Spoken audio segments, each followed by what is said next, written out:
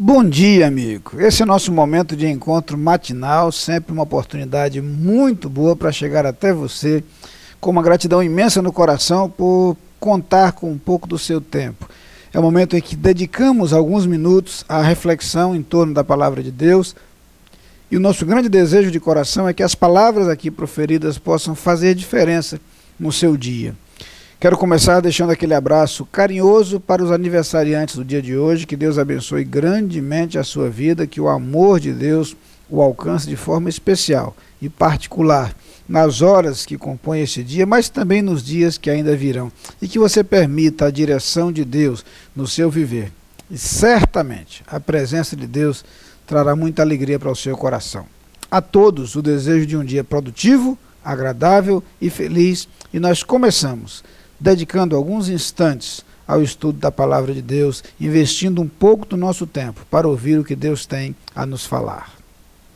Na carta de Tiago, no capítulo 1, versículo 20, nós lemos o seguinte: porque a ira do homem não produz a justiça de Deus.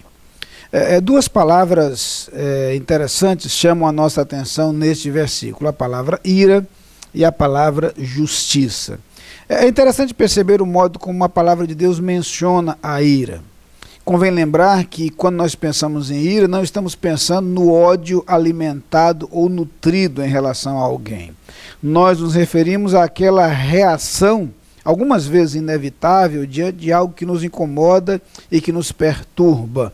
Convém lembrar que a palavra de Deus não fala da ira como sendo algo essencialmente pecaminoso. Na verdade, o pecado poderia estar no desdobramento da ira. Tanto é que, numa outra expressão, a Bíblia diz: irai-vos e não pequeis, não se ponha o sol sobre a vossa ira. Portanto, possível e admissível que a nossa reação diante de determinada circunstância, ou diante de determinada atitude, diante de determinadas palavras, seja uma reação de ira, uma reação de alguém que não admite determinada situação, uma reação, inclusive, um ímpeto natural contrário àquilo que está acontecendo. É por isso que algumas vezes a palavra de Deus se refere à ira de Deus. O próprio Deus não tolera determinadas situações, o próprio Deus se irrita, ou se incomoda diante de determinadas situações, e a ira seria, portanto, uma reação em algumas circunstâncias inevitáveis até para todos nós, porque surge naturalmente das situações vividas ao longo de nossa vida. No entanto, a palavra de Deus fala da ira como algo improdutivo, como algo infrutífero. No texto específico que lemos, a relação entre a ira como algo que poderia produzir a justiça de Deus não funciona assim. A nossa ira não gera, não produz o agir de Deus em termos de justiça, não funciona assim. Até porque a justiça de Deus independe de nossa atitude, de nosso comportamento. Convém lembrar que Deus é apresentado na Bíblia como imutável. O seu agir é imutável porque a sua natureza é imutável. Por outro lado, é preciso entender que a ira é infrutífera em nossa vida. E é por isso que ela precisa ser muito bem administrada, muito bem gerida, para que os seus frutos, os seus resultados, não sejam, aí sim, pecaminosos, nocivos e destrutivos. Todos nós sabemos que algumas vezes a ira pode nos induzir ao erro.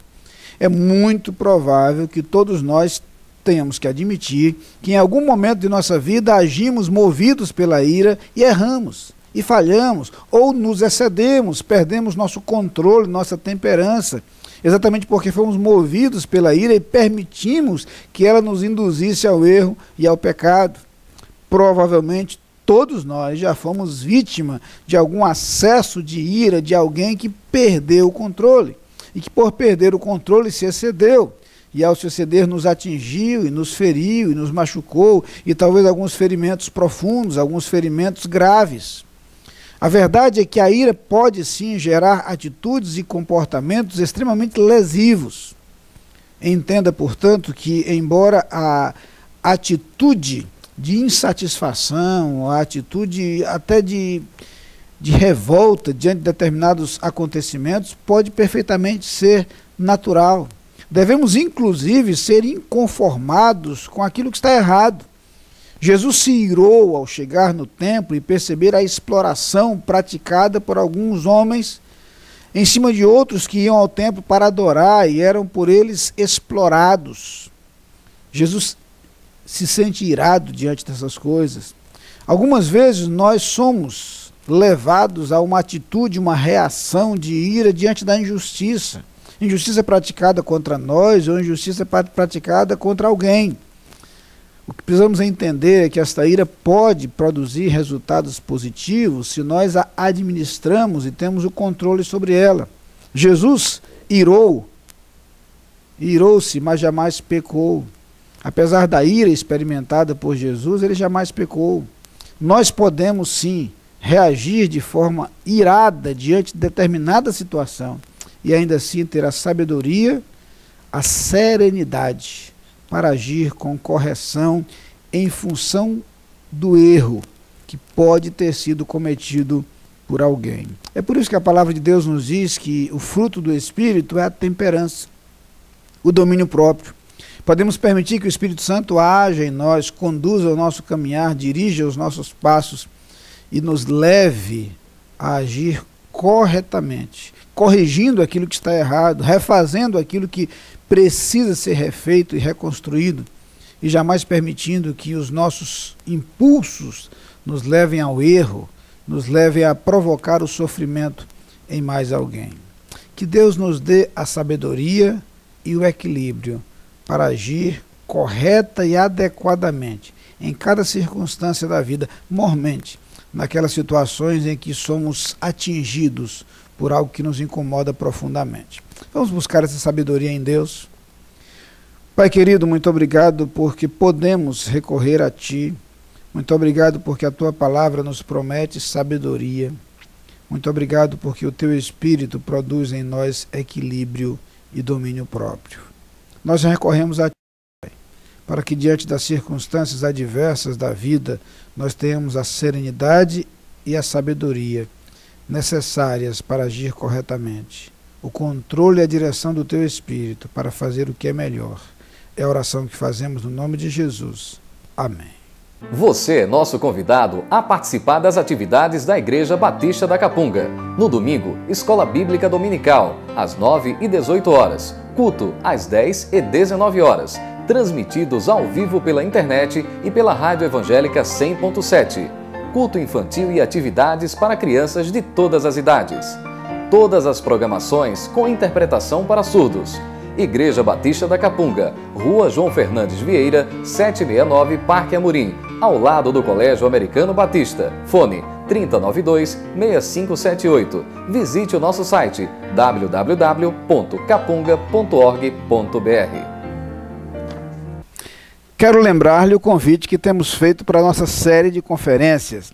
Neste final de semana, sexta, sábado e domingo, receberemos na Capunga o pastor Paulo Eduardo, da Primeira Igreja Batista de São Paulo. Durante esses 3 dias ouviremos a palavra de Deus e eu gostaria muito de contar com a sua presença, de abraçá-lo pessoalmente, e você certamente será alcançado de forma especial por aquilo que Deus tem para falar ao seu coração. Sexta noite, sábado à noite, domingo pela manhã e à noite, esperamos por você. Lá vem o sol pra dizer que enchendo a terra de luz, a noite, despontando no horizonte. Lá vem o sol, pondo fim à noite, pra dizer que é dia.